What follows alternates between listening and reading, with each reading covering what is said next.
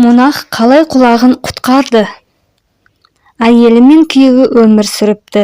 Олардың арасында керемет сыйластық, түсіністік болыпты. Бірақ әйелі түскі асқа неғұрлым дәмді нәрсе пісіре салысымен, күйеуі көшеге шығып, бірінші өтіп бара жатқан адамды үйіне қарай сүйрейді екен. Үстел басындағы әңгіме әзіл қалжыңсыз тамағынан түйір ас өтпейтін адам еді. Ал әйеліне тек мүжілген сүйектер ғана тиетін болған соң, әйелі күйеуінің бұл ісіне аса қуана қоймады. Ол күйеуін ашуланып та, қорқытып та, көндіріп те көрді. Бірақ күйеуінің жауабы біреу-ақ: «Қымбаттым, сенің ең керемет үй бекесі екеніңе мен кінәлімін бе? Мен сенің тамақты сонша дәмді әзірлейтініңді бүкіл әлемге паш еткім келеді». Мұндай мақтауға қандай әйел қарсы тұра алады?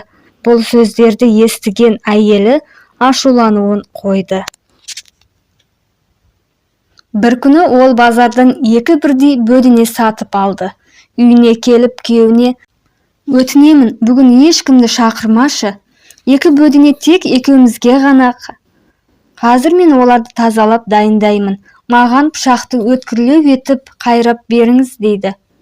«Жақсы, сенің дегенің болсын, ешкімді шақырмаймын» дейді де пышақты алып, кіреберістің жанындағы тасқа қайрау үшін көшеге шығады. Көшеде бір семіз монах өтіп бара жатыр екен. Шақырмаса бір күнә сияқты, күйеуі шыдай алмай оны түскі асқа шақырды. Оны үйіне ертіп келіп, әйеліне: «Әулие әкеймен әңгіме дүкен құра тұр, мен пышақ қайрап келейін» деп шығып кетеді. Шыдамы таусылған әйелі күйеуіне сабақ болсын деп монахтың құлағына ақырындап сыбырлайды: «Ой, әулие әкей, ойлаудың өзі қорқынышты. Қазір сіз ең керекті мүшеңізден айырыласыз. Сіз мына зұлымның неге пышақты қайрап жатқанын білесіз бе? Ол сондай жазықсыз жандарды үйге шақырып, құлақтарын кесіп қуырып жейді» дейді. Мұны естіген монахтың зәре құты қалмады. Домаланып, бар жан-тәнімен бұғы сияқты көше бойымен тура қашты. «Оған не болды?» деп айқайлады аң-таң болған күйеуі. «Оған ештеңе де болған жоқ. Есесіне біздің бөденелер соның қолында кетті. Рахметі де жоқ, бөденелерді өзімен бірге алып кетті» дейді. Сол екен, күйеуі монахтың артынан жата кеп қуды. «Ей әулие әкей, мұныңыз енді жөн бе? Екеуін де алып қайтесіз, ең болмағанда біреуін беріңіз» деп айқайлайды. Бірақ монах бір құлағынан да айырылғысы жоқ. Сол себепті ол одан әрі жылдамырақ жүгірді.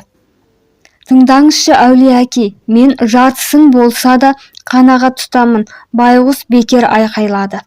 Көп ұзамай монах көзден ғайып болды. Күйеуінің ренжігені сонша, ол кеш батқанша тастың үстінде отырды. Ал әйелі болса бөденені қуырып, соңғы сүйегіне дейін жеп қойды. Содан бері күйеуі түскі асқа ешкімді шақырмайтын болыпты.